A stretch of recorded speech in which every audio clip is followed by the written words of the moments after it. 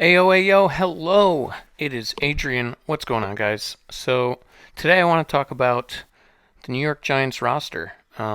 Basically, what I believe is are going to be the guys that like make the team, are making plays throughout the season.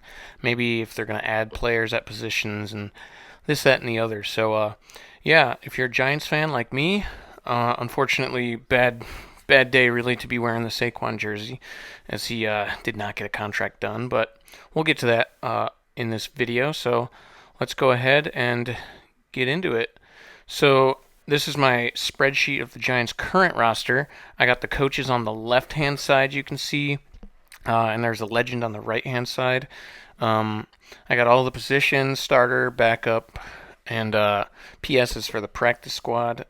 That's not really used until the season actually starts, so you can kind of ignore the PS and the IR position right now. There's just extra players there because there's 90 players on the team right now. It's going to get cut down to 53, and it'll make a lot more sense then. But this is the current roster as it stands, and I have it in my personal opinion of what the depth chart would look like if a game was played today with these players, like on the like a preseason game. But yeah, as you can see with the legend, red means injured, so you got Dre Miller there. The blue are all the rookies on the team. We got the orange is free agent. I don't use that until like towards the end of the season when we know who's going to be free agents going into the offseason. Yellow are all the new players, first year with the Giants. And then purple is returner. We don't have that right now since Richie James is not on the team, but I will go through who I think has the potential to be the returner this year. There's a few players on there that are going to be fighting to get that spot. So let's get right into it. Obviously, I probably won't go over the coaches too much, but we got Dayball. He's got an assistant, Cade Knox. You got the O coordinator, Kafka. And let's get right into the quarterbacks. Quarterback coach Shea Tierney helps out with these guys. But yeah, obviously we have Daniel Jones in the top spot. Personally, I think he's going to really break out this year. Like last year was kind of a breakout season for him, but people still think he's like a middling quarterback, which he was. He is, but I think this year he could really break out. He has the potential to. We'll see what happens, but he's got the weapons, and year two in the system, I think he's got a real potential to break out as long as he doesn't get injured. He did have the injury bug for the first few years here. Hopefully that'll be different now, but we will see. I have a lot of faith in Daniel Jones, and I think he's going to do really good this year. Um, his backup for the second year in a row is Tyrod Taylor. I've heard people say it's Tyrod, even though it's spelled Tyrod, but I've also heard people call him Tyrod and he doesn't correct them, so I'm not really sure if it's Tyrod or Tyrod. I say Tyrod Taylor. But anyway, he's the backup. Last year, unfortunately, the only chance he got to play, he got injured almost immediately. I think he was in for like, 3 plays or something, and then he got concussed and had to go out. And then, of course, Davis Webb started the last game instead of Tyrod Taylor. But I really like Tyrod Taylor. I think if Daniel Jones does miss time, Tyrod Taylor would be able to step right in and pretty much wouldn't miss a beat. He proved with his time with the Buffalo Bills that he's a very capable quarterback. He can run with the ball. He's got a decent arm, and he's got a brain. He's been in the league for a while. He's a vet. He knows what he's doing. So I think if Daniel misses any time, Tyrod Taylor will be fine to step right in. I love him as the backup. I think he's going into his last year on his contract, so we'll see what happens. He'd probably want to try to get another starting gig, but if it doesn't happen, then he might be back anyway. But that's not what we're talking about right now anyway. So I like Tyrod Taylor. Moving on, Tommy DeVito is the third string backup right now. He's a rookie undrafted player.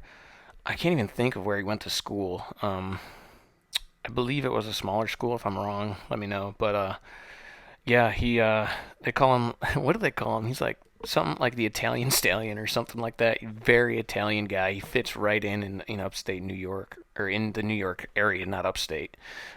He fits right into the New York area, and he's probably just going to be a preseason quarterback, like a preseason arm. He's going to get a lot of playing time in the preseason, is my bet. And I'm kind of excited to see what he brings to the table. As far as I know, he needs a lot of work still, so it'd be very shocking if he actually made the team, but he could definitely be a practice squad quarterback for the year. And then if there's an injury, maybe he even gets promoted to the backup position. We'll see. Right now, as of now, I don't know much about him, but I like him as the third string in the preseason arm, and I'm pumped to see what he can do. Let's move on to the running backs.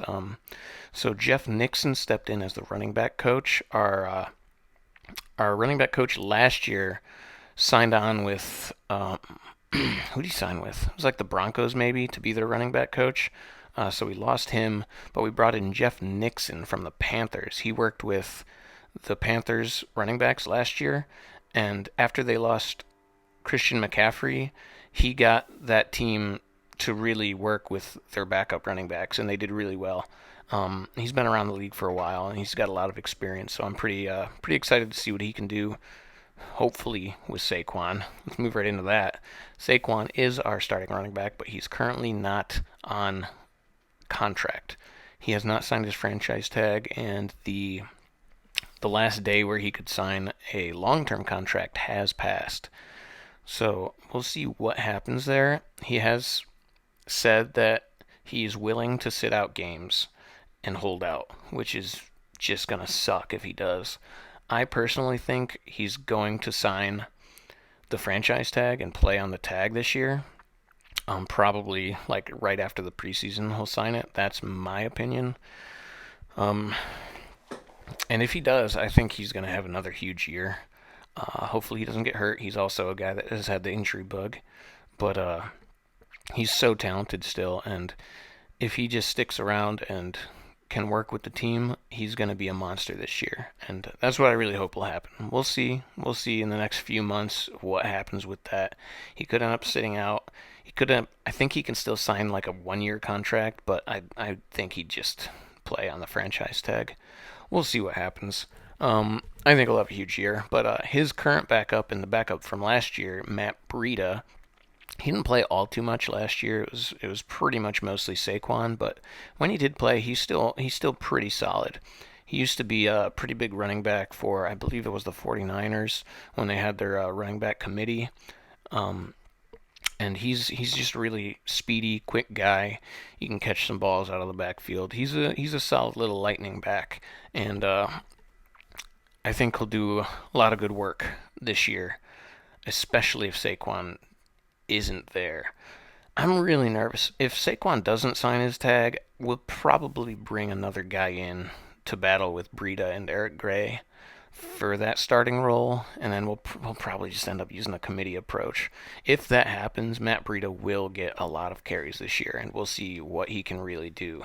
He's getting a little older, but he's still not even 30, so 30 is like a death sentence for running backs these days. But Breida's still got it. I think he'll still win the backup spot at least in the beginning of the year. But moving on to Eric Gray. Eric Gray, the rookie. What did we take him in, like the fourth or fifth round? He looks good. Now, obviously, we haven't seen him actually in pads and in the preseason or anything yet. But in college, he's a good back. He can do it all basically. Now he was a lower round pick, but most running backs are these days.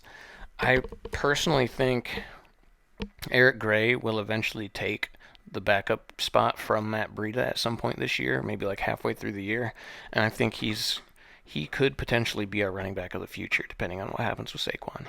And if Saquon sits out, I think Eric Gray could have a breakout rookie year, to be honest. Um, I'm really excited to see what he can do in the preseason, see what he looks like.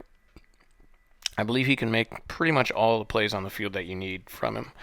So, yeah, I'm pumped to see what he can do. Um, and then we have Gary Brightwell. He was the third string quarter or running back last year. Um, I never really liked Gary Brightwell all that much, to be honest.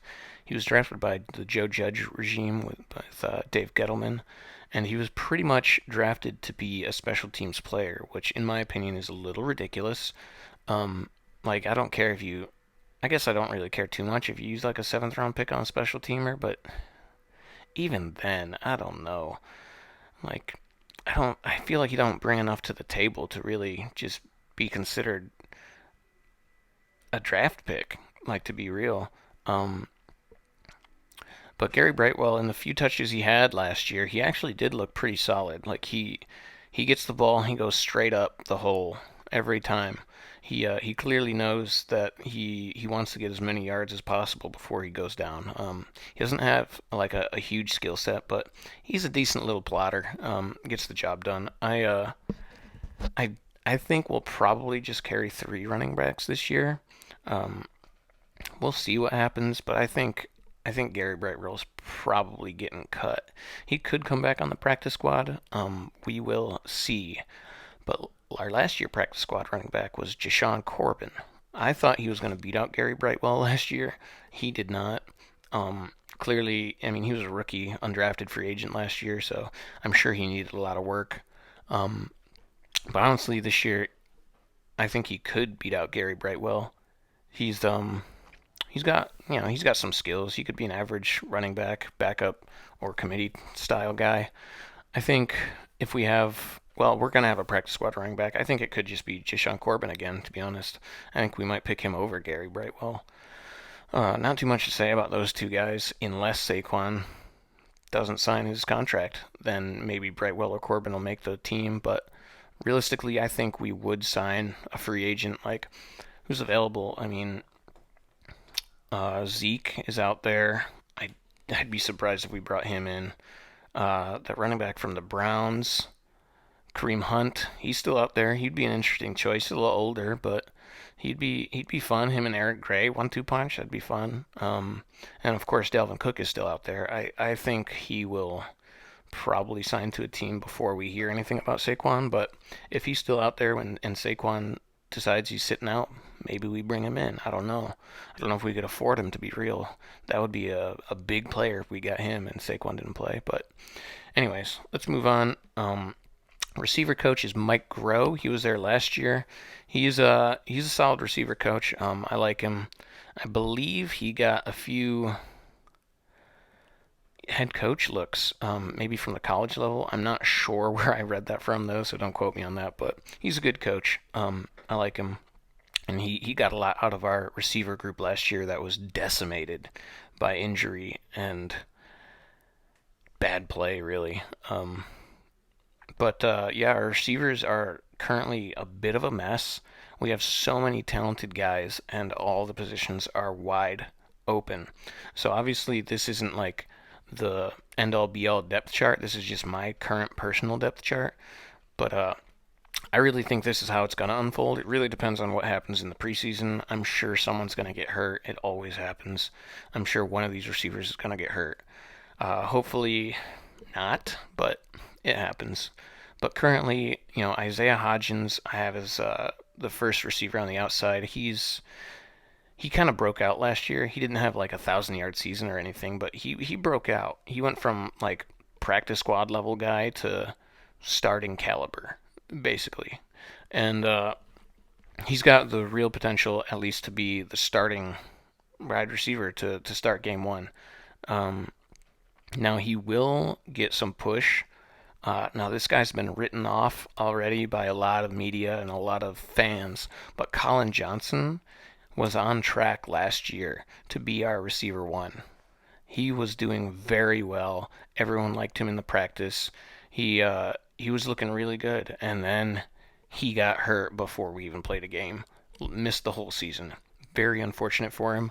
I think he would have really had a breakout year last year as our receiver one, but that's how the cookie crumbles. But I think he's really going to make a push from it for Isaiah Hodgins' spot, and I think he literally has the potential to take it. I really like Colin Johnson. Um, Now he could get cut. I don't know. I think it was an ACL injury. It could have been Achilles. I think it was ACL though, but sometimes that's tough to come back from. It wasn't early in the season, before the season, so he's had a lot of time to come back from it. So we'll see what he looks like. But I think that he could literally unseat Isaiah Hodgins for that number one spot. I really like him, and I think he's making the team for sure.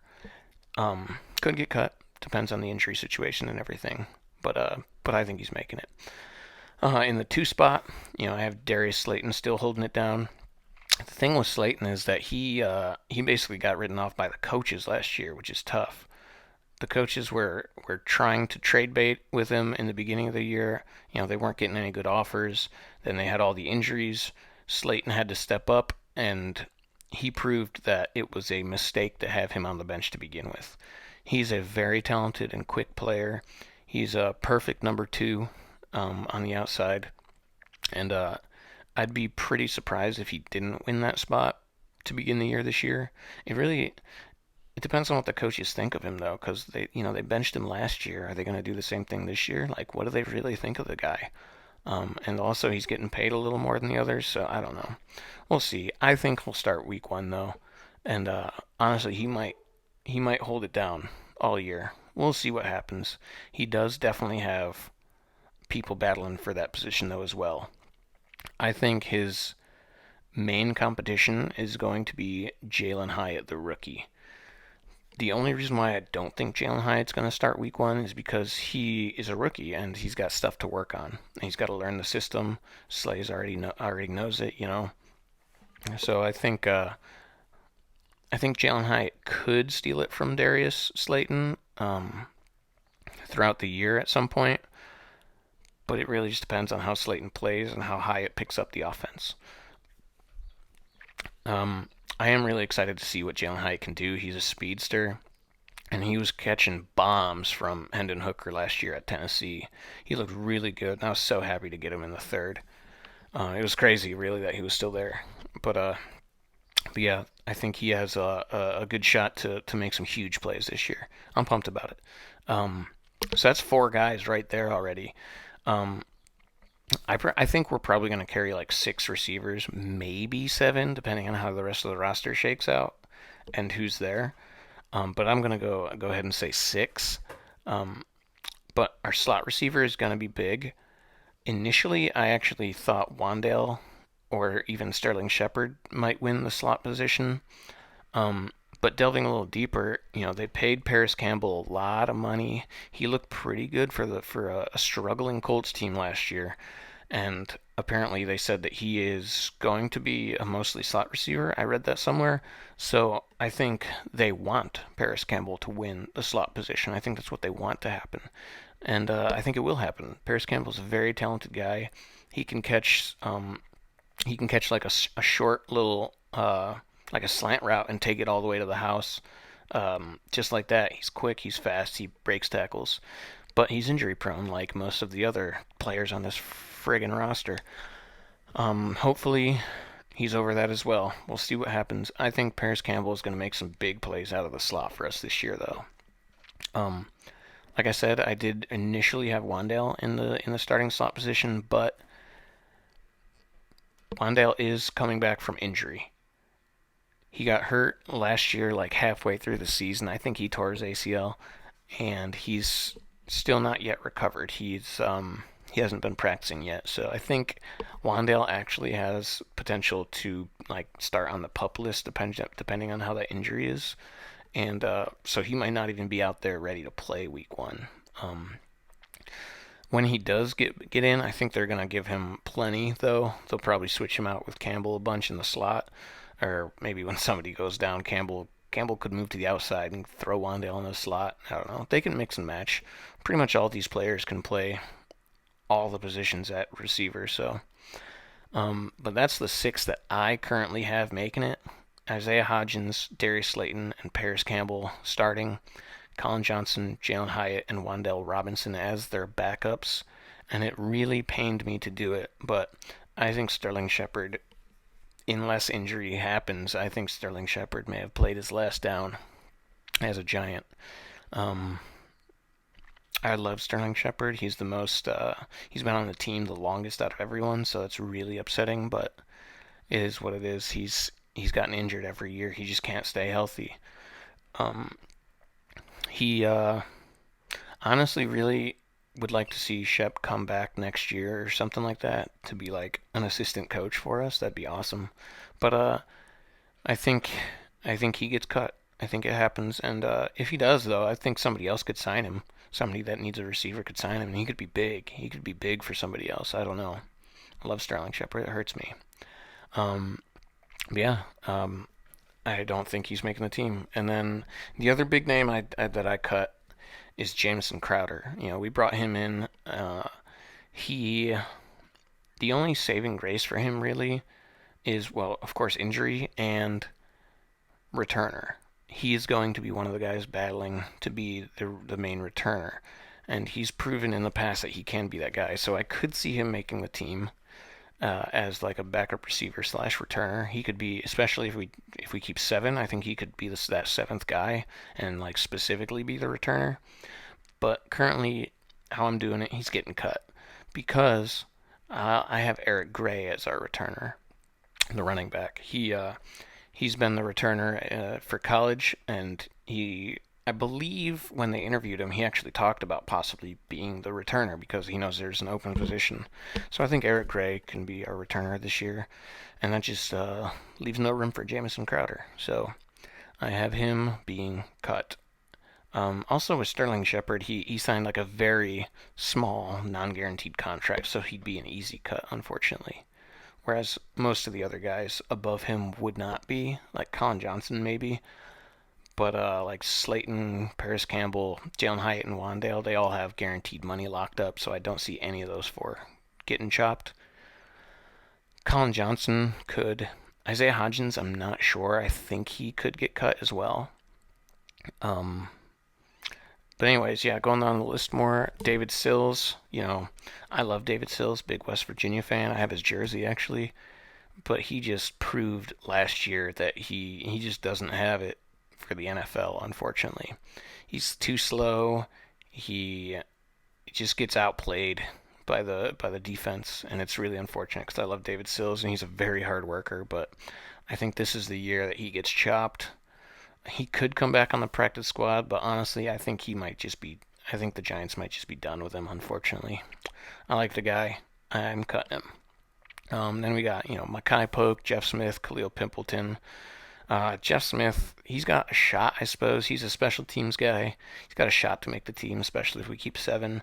I'm cutting him. I don't think he brings enough to the table. Makai Polk, one of our practice squad guys last year, he could come back practice squad this year too. Khalil Pimpleton, he if you watched the Lions last year, um, that what's that TV show? The Hard Knocks. Khalil Pimpleton was a bit of a star on Hard Knocks, so I was pumped when we got him on the Giants. I was waiting all year for them to bring him up from the practice squad, but they didn't. I think he's probably going to be on the practice squad again this year. He's a small guy. He can be a returner or be a backup slot receiver maybe. I like him. Maybe practice squad. And then we get to Bryce Ford Wheaton, another West Virginia guy. Huge fan of him. He didn't have quite the stats in West Virginia that David Sills had, but he was still pretty big. Now he's a huge target, very fast, can make a lot of plays, very skilled player, but he's so raw still. He is definitely going to be a practice squad guy. I believe he was the highest paid undrafted free agent, at least that the Giants signed, so they clearly want to keep him around, and I think giving him that money means that he would want to stick around too. So I'm guessing he's going to be on the practice squad this year, just learning from Mike Groh and some of the other guys. And, I think maybe next year we can look towards bringing him up and maybe being like the backup X or the backup, probably X, maybe Z, I don't know. But he's got future potential for sure. Definitely practice squad guy. And then Jaden Mickens, another practice squad guy from last year. He probably has a shot to make the practice squad this year too. So yeah. So again, I have Hodgins, Slayton, Campbell, Colin Johnson, Jalen Hyatt, and Wandale Robinson making the team. We're cutting Shep and Jamison Crowder and David Sills and Jeff Smith. And then, I don't know, Bryce Ford Wheaton and Khalil Pimpleton probably are my practice squad guys. And Polk and Mickens, sorry. But yeah, those are the receivers for me. Now that could shake up in a multitude of different ways. Who knows? But I'm very confident in what I put out there. So let's move to tight end. Coach Andy Bischoff from last year. I thought he did pretty solid with Daniel Bellinger last year. Bellinger looked pretty good. So I like him. This year, he gets to work with Darren Waller. I believe Waller's the highest paid tight end. I think he's paid more than Travis Kelce, which is crazy. I could be wrong about that. Let me know. But Darren Waller, he's very explosive. Last couple of years, he's been very injured for the Raiders. But in the past, he's also getting a little older. But in the past, he was one of the best tight ends in the NFL. He is a monster. He's basically like a giant receiver. He can block decent enough to be, the starting tight end all the time, but he's a phenomenal receiver and run after the catch guy. And we're very excited to see what he can do with Daniel Jones, what Daniel Jones can do with him on the field, because he's going to make everyone look his way, and it's dangerous. Hopefully, the injury bug stays away from him this year, but we'll see what happens. We will see. The Raiders traded him for a reason, but I'm pretty excited to see what he can do. He looks, from what they're saying about like OTAs and practice, he looks real good. So we'll see. We'll see what he can do. I'm pumped to see him out there. Um, After him, we got Daniel Bellinger from last year, the rookie from last year. Now, if you guys have seen Daniel Bellinger pictures from OTAs, he has put on a lot of muscle. He looks like a tank back there. And I'm pretty excited. I think we might be seeing like a good amount of two tight end sets with Daniel Bellinger and Darren Waller back there. And I'm so excited to see Bellinger out there. He's a pretty solid blocker, and he is a good catcher too. He's like the perfect Eli Manning tight end. Obviously, this is a different offense. He would have been the perfect Eli Manning tight end though a couple of years back. Shit, that's like 5 years back now.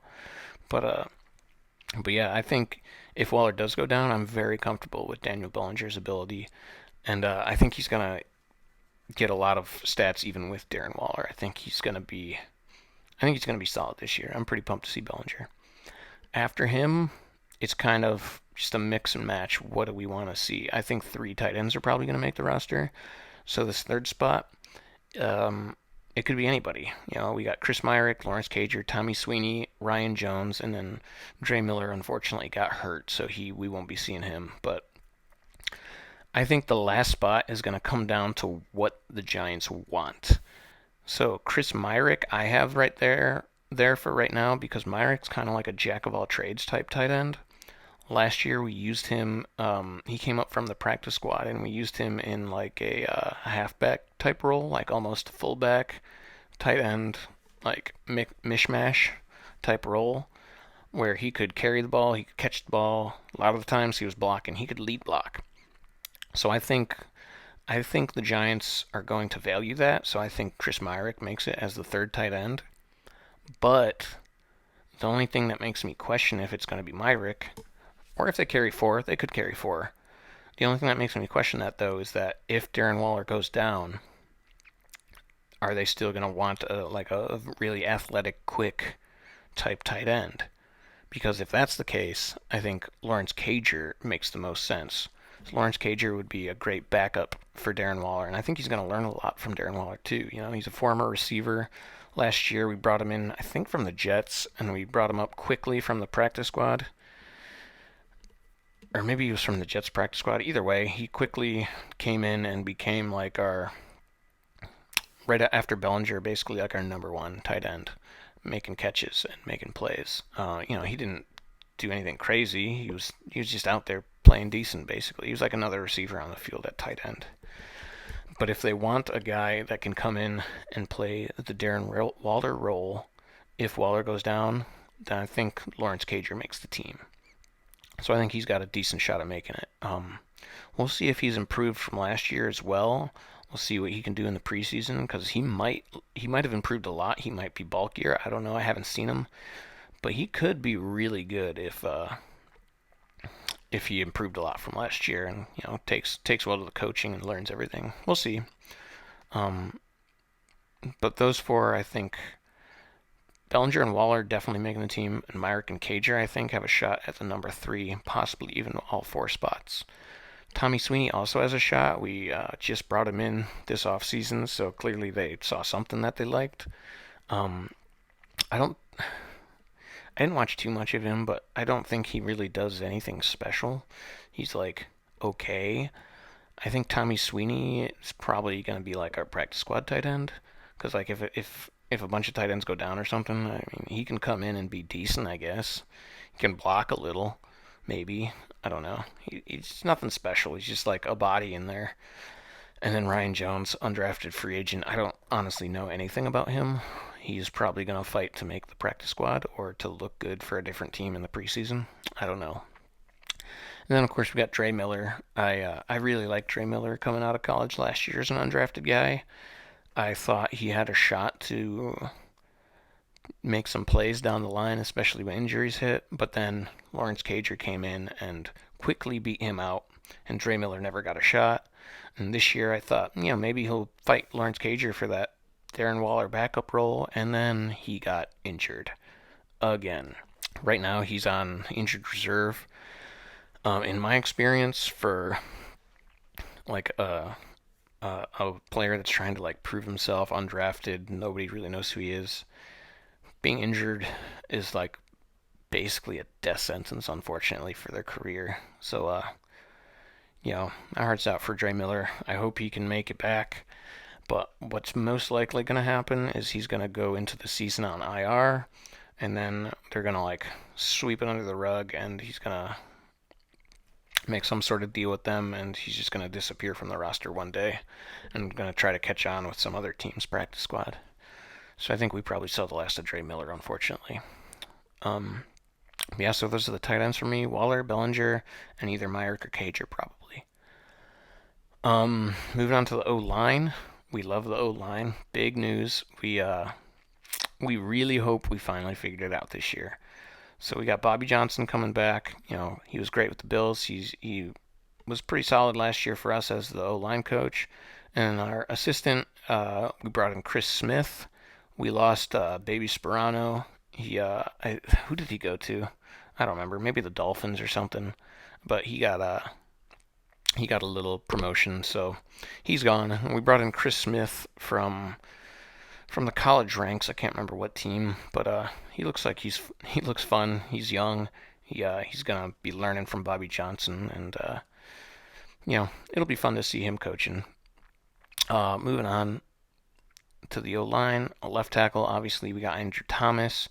I think he's one of the best left tackles in the league, and I think he's gonna prove it this year. Left guard, we got a little bit of a battle. Ben Bredesen and Josh Ezeudu are going to be fighting for the left guard spot. Bredesen won it last year, and he played pretty solid when he was in. I like Bredesen, and I would be comfortable with him taking the left guard spot this year if need be. But they clearly want Josh Ezeudu to win that job. Ezeudu's a big dude, and he'd be great if he improved from last year. Ezeudu was really bad at the beginning of last year, though, and then he got hurt, and then he sat a little bit behind Bredesen and I think Nick Gates, and then he came back closer to the end of the year, and he actually looked like he improved a lot. So clearly, Bobby Johnson's coaching is taking hold with Josh Ezeudu, and I think he does have a good shot of winning that position this year, depending on Bredesen and how Ezeudu looks. But I have Bredesen there for now. We'll see what happens. I'd be comfortable with either of them, and I think one or both of them will do good. Ezeudu has more upside, definitely. Bredesen is like a decent guard, good backup, decent guard.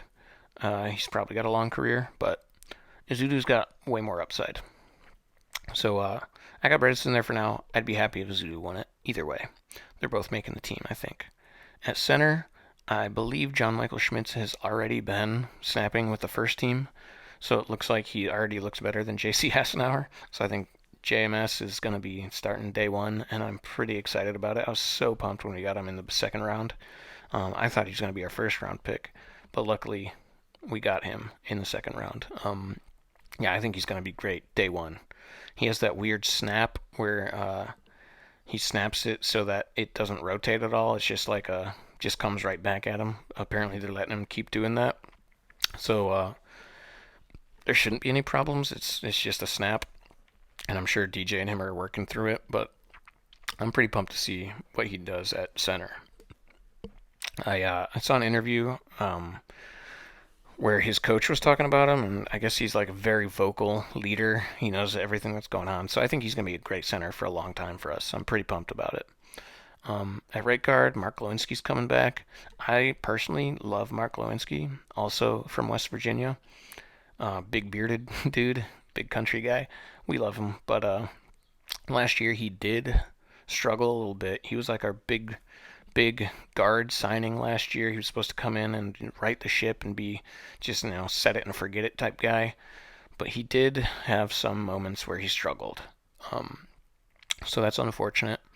I'm hoping he's getting a little older. I'm hoping that it was just learning the system and everything, and that he's going to come in and be fine.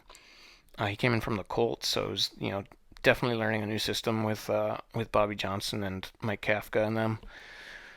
But I think he can come in and look pretty good. We'll see what happens. I think he'll hold it down all year. He's getting paid a lot. They're not going to cut him unless he looks real bad. But I think he'll be fine.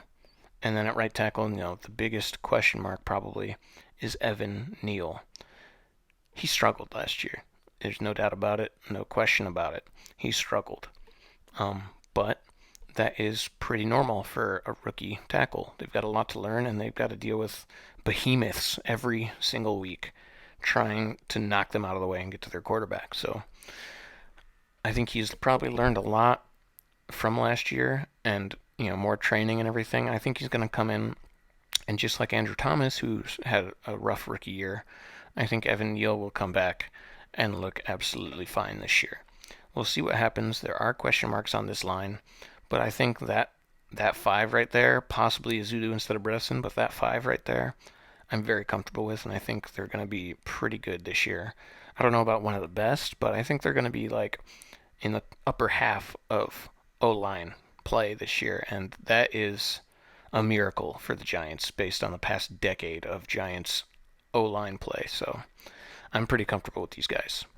Um, backup, you know, backup tackles Matt Pert and Tyree Phillips, I think, are going to be battling for the swing tackle position.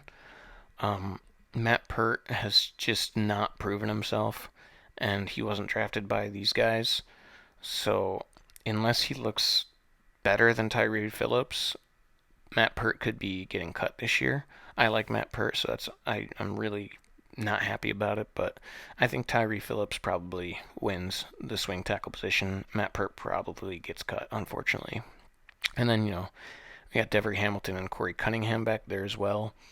I don't know, both of them, I think, were on our practice squad. Hamilton made a few stints on the actual team. Probably one of them is going to be on the practice squad this year. We'll see. I it's hard to say which one. Whichever one looks better, I suppose. They're both okay. Um, One of them's probably going to make the practice squad. Let's go to backup guards. Izudu's making the team. Shane Lemieux, I love Shane Lemieux. He's been injury prone though. Last year, he got hurt twice, I think, and the year before he got hurt, he's just been really injury prone. He could have been our starting guard, but he just kept getting hurt, unfortunately. Um, I do think we're gonna keep 9 linemen. So what was that, 5, 6, 7? So he could definitely make the team. We'll keep like 8 or 9. I think 9, which means Matt Pert might make the team too. But I think Shane Lemieux definitely has a shot to make the team. It just depends. He could get cut for sure. It really just depends. Especially it depends on the guy right behind him on this list, Marcus McKithen. They drafted him last year pretty late, and he missed the whole year with injury. But he's like a huge guy, and they're really confident that they can get him coached up, and he could be a great backup, if not starter, one day. So unless he looks significantly worse than Shane Lemieux, I think McKethan probably makes a team, which means Lemieux might actually get cut as well. I love Shane Lemieux, so that'd be rough, but it is what it is. It's the NFL. So yeah, Lemieux and McKethan, they're probably going to be battling for one spot, and we'll see who takes it. And then, Jack Anderson is there as well. Jack Anderson, I believe, actually made a start or two for us last year. I could be wrong about that, but I think he did. Um, but he didn't look great, so maybe he makes the practice squad. But I think he's definitely getting cut, depending on. Injuries could change things. And then, of course, we have J.C. Hassenauer. Before we drafted JMS, J.C. Hassenauer was the only center on the roster, so they must feel somewhat comfortable with him.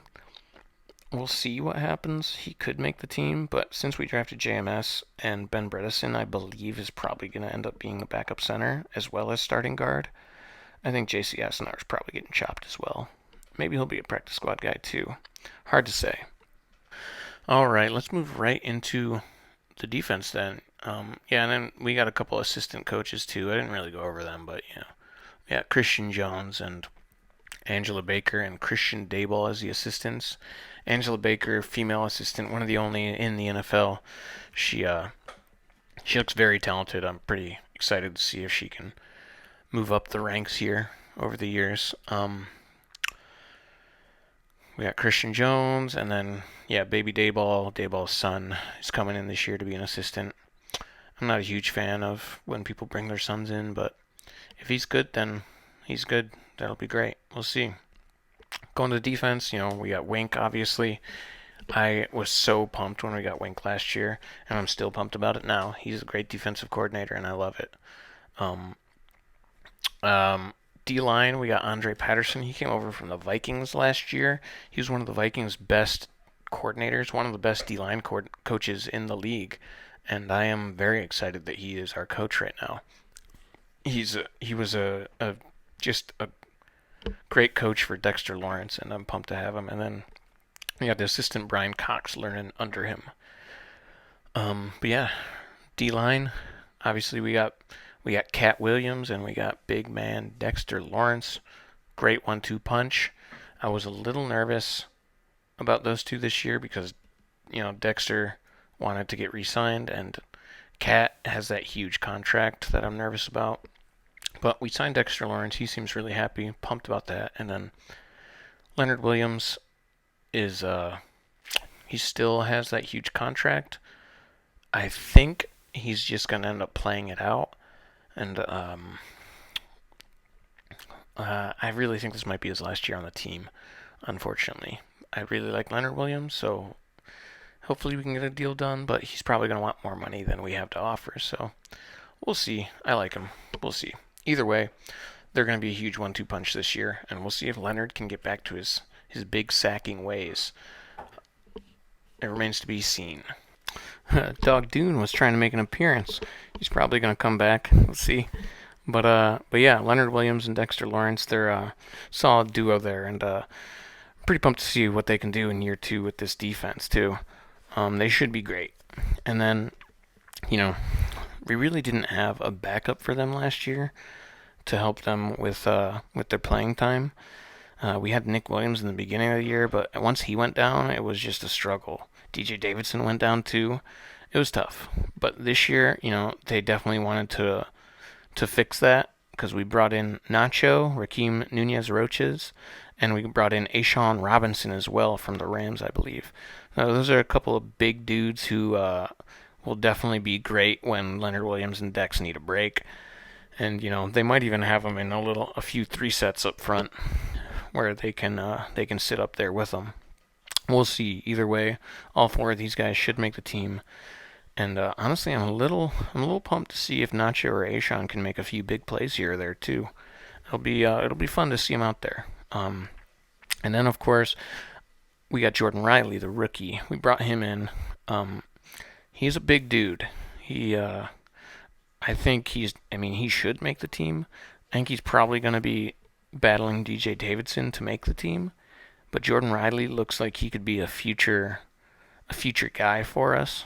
So I think he's definitely going to make the team. I don't know if he's going to get much playing time, but we'll see what he can do. He should look good in the preseason.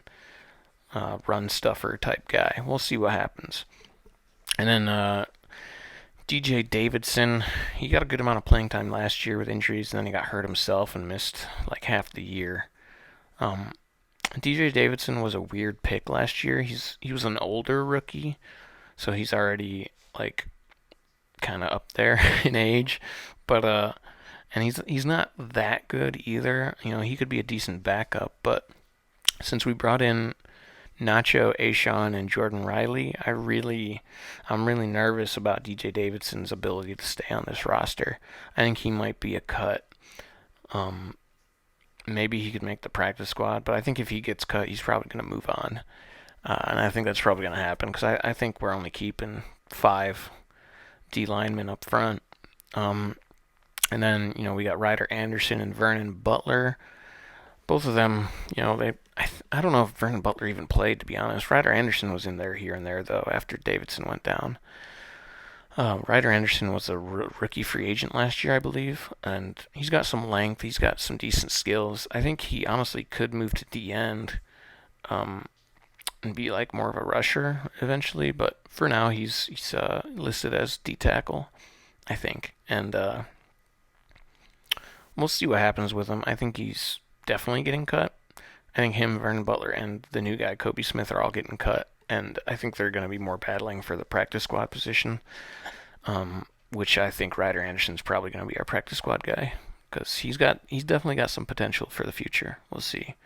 Vernon Butler, that guy, he's got some skills. I think he's going to move on. And then Kobe Smith, we brought him in when Dre Miller went down. I think he's just a camp body, to be honest. We'll see. He's probably going to be moving on though.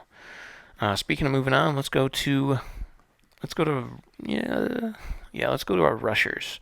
So we got Drew Wilkins as our outside linebacker coach. He was coaching with Tibbs and Aziz last year, and unfortunately Aziz was injured for like most of the year, and we didn't get to see his true potential, I don't think. So I'm pretty pumped to see him come back this year because I think he could really break out this year with Tibbs. Speaking of Tibbs, I think they could both have a breakout season.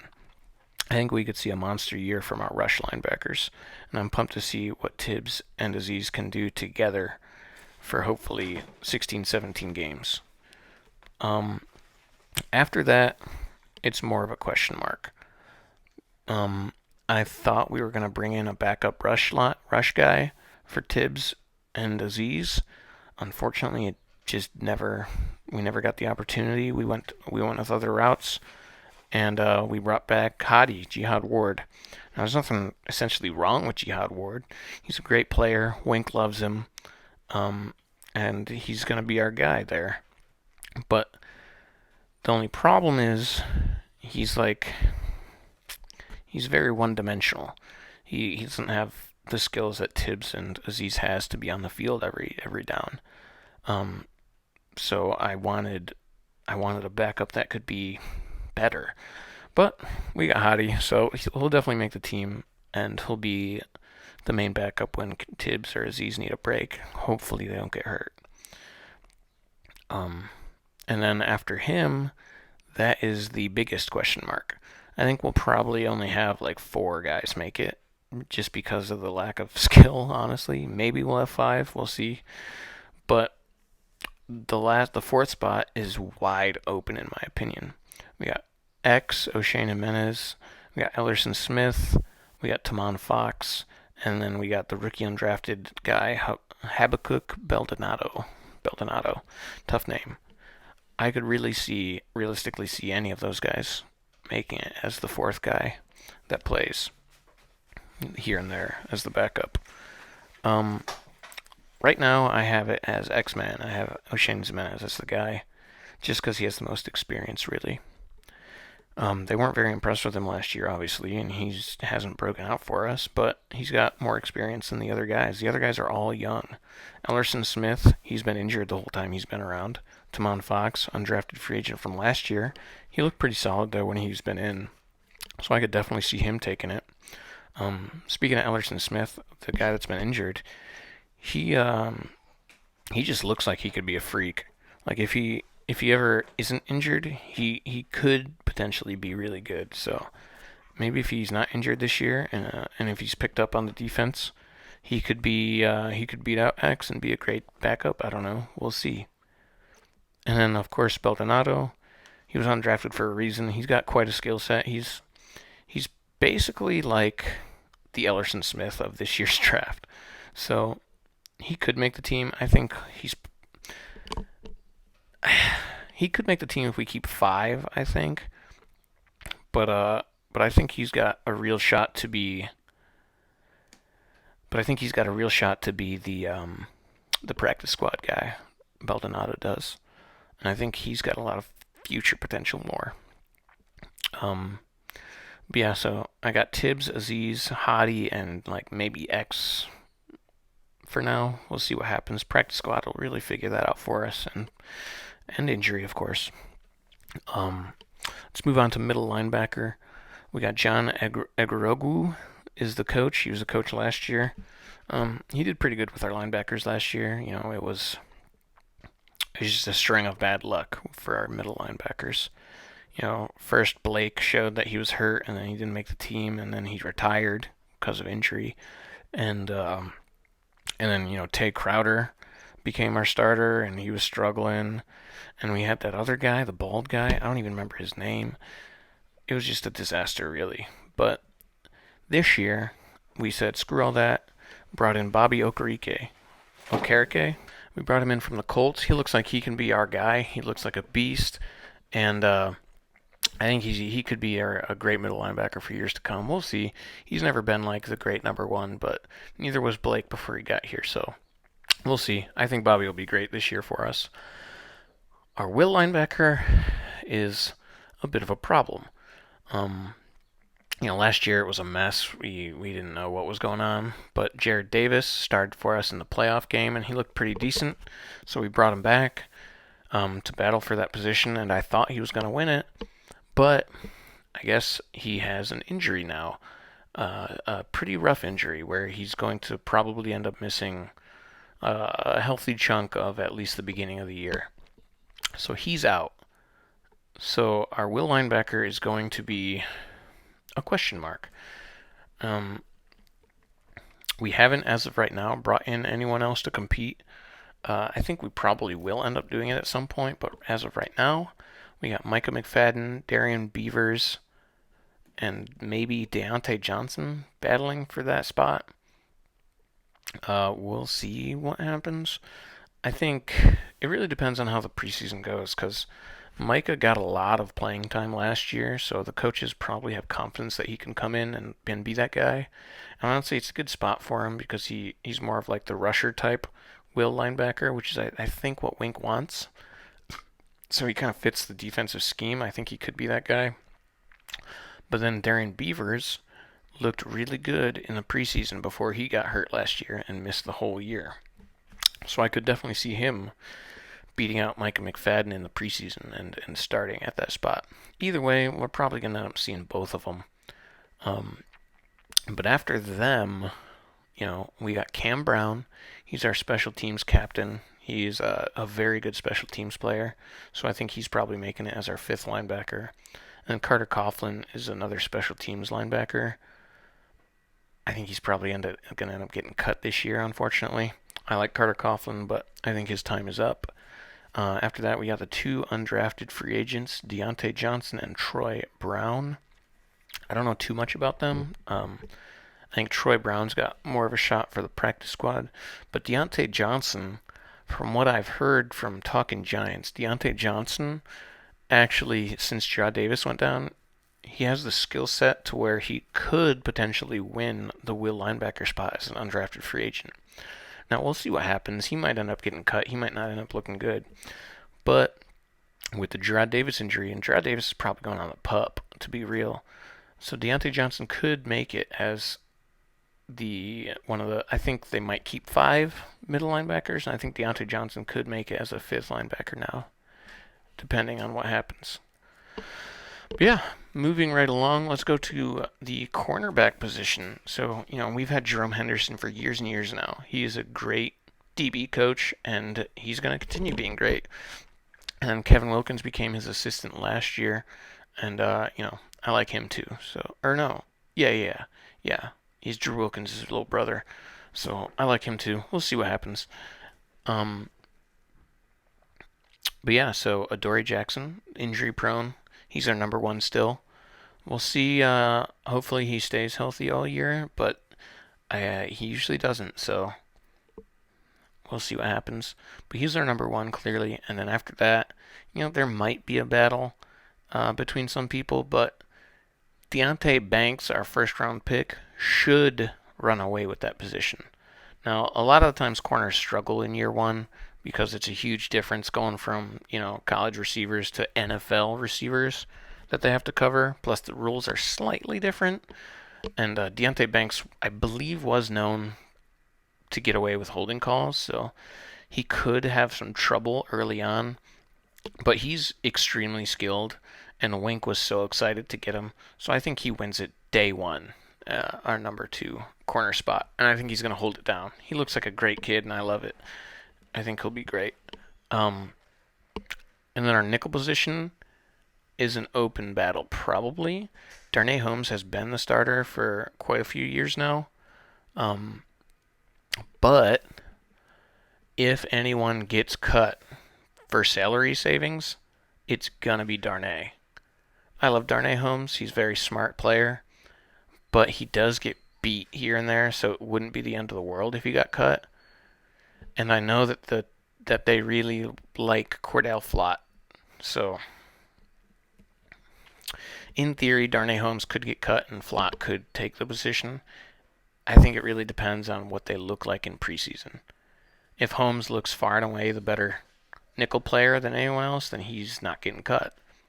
But if Flott or Aaron Robinson or pretty much any of those guys, anyone else they want to throw in there, probably just Flott or Robinson. But if either of them look better than Darnay or decent enough to play the spot starting, I think Darnay's getting chopped. But I have him there right now. I like the guy. I hope he makes it. After those three, I think we're gonna keep 5 corners. We might keep 6. Depends on what happens. But after that, it's really a battle. They really like Cordell Flott, so he's probably got a spot locked up. He can play nickel or outside. And Aaron Robinson, they really wanted him to start last year. They liked him a lot, but he has been injury prone. So it remains to be seen what happens with him. He can also play outside or slot. So I think both of them are going to make the team. And then they're going to have a lot of competition, though. We brought in Amani Oruwariye this year. He played some, I think, for the Lions. Could be wrong about that. But he's going to be battling. I think they're gonna have him battling even for the starting role with Deonte, so he could definitely make the team if he looks better than Robinson or Flott, or if one of them get hurt. Amani could definitely make the team. After that, we brought in Trey Hawkins. Now that I'm thinking about it, we probably are gonna have 6 of these guys make it because Trey Hawkins is making the team. They drafted him for a reason. He looks like he could potentially be a guy in the future. He's very talented, outside corner. He's got a lot of learning to do though. I don't think he's gonna play year one really unless he has to. But I think he could, if he looks good enough. I think him and Deonte could end up being our 1 and 2 in the future. Depending on all that happens. He's a late round pick, so it's not a definite or anything, but he's got a good skill set, so it could happen. Plus, his name is Trey Hawkins, which is just an awesome corner name. He's definitely going to make the team, though, so I probably should have bumped him up. But I don't know who he would make it over. It's going to be a tough preseason battle between all these guys.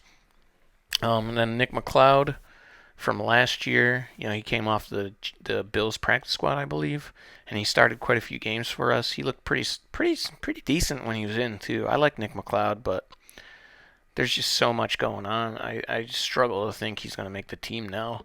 And they were talking about moving him to safety too, which means that they must think that he's not going to make the team if they're moving him positions.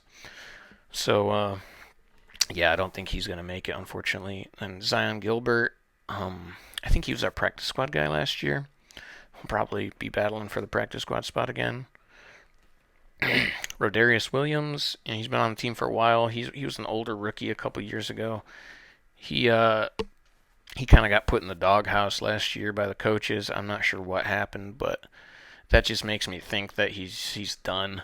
He's gonna get cut probably.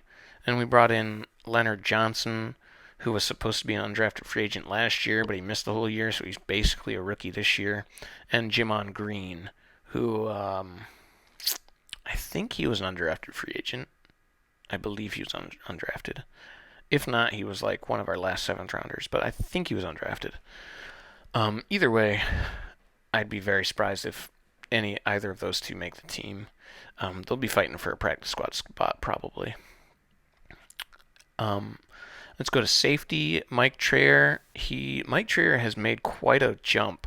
Just like 3 years ago, he was, I think, he went from our quality control coordinator to our defensive assistant to the assistant DB coach last year, and now they're giving him the safeties this year. So he has made he's got promoted every single year. So clearly they think very highly of him in the Giants organization.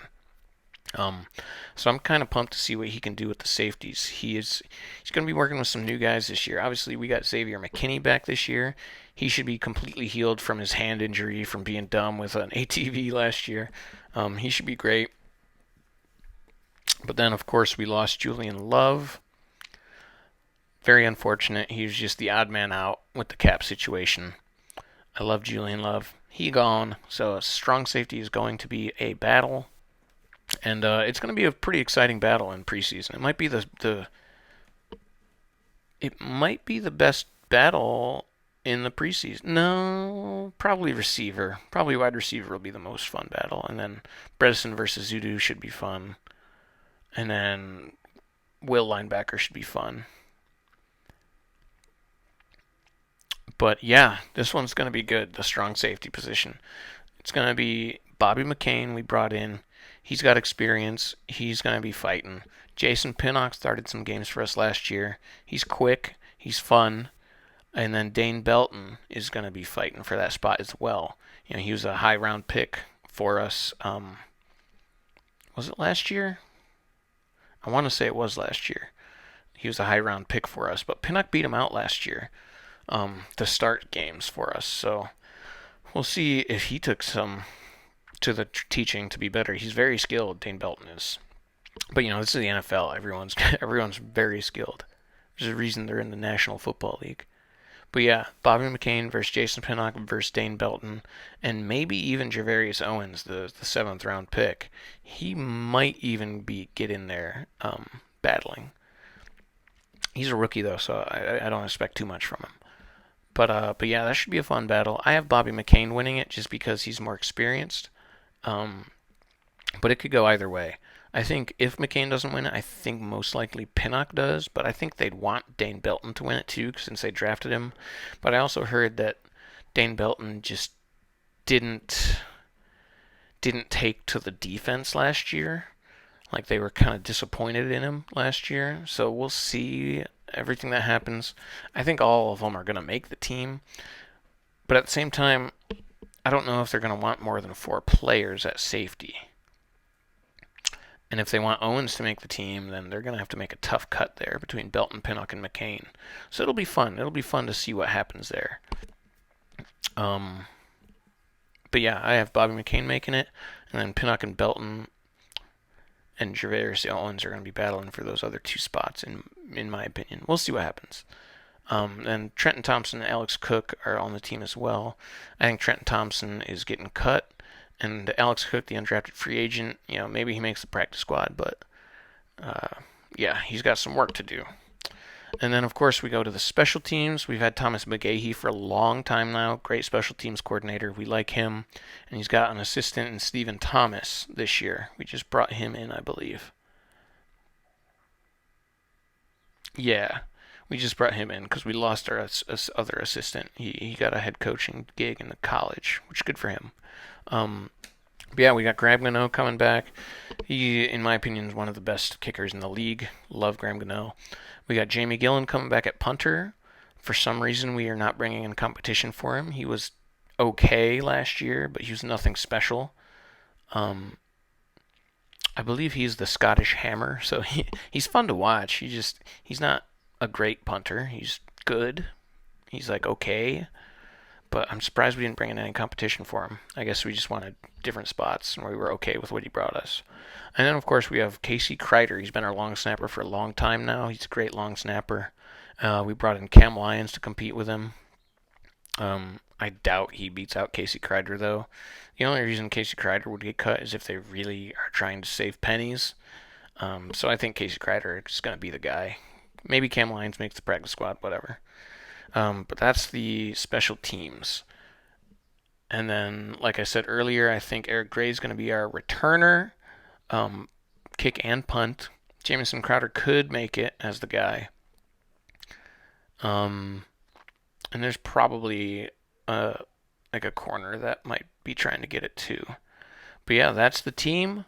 Um, Let me know what you guys think. If you disagree with anything, if you think somebody's better than somebody else or whatever, let me know.